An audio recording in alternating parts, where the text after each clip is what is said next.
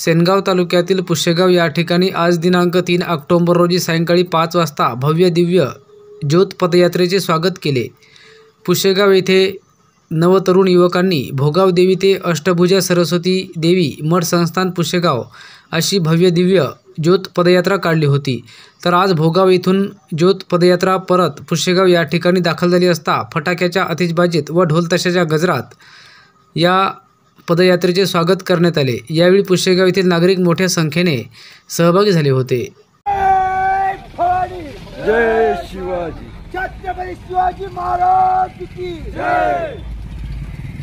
हर हर Mahadev.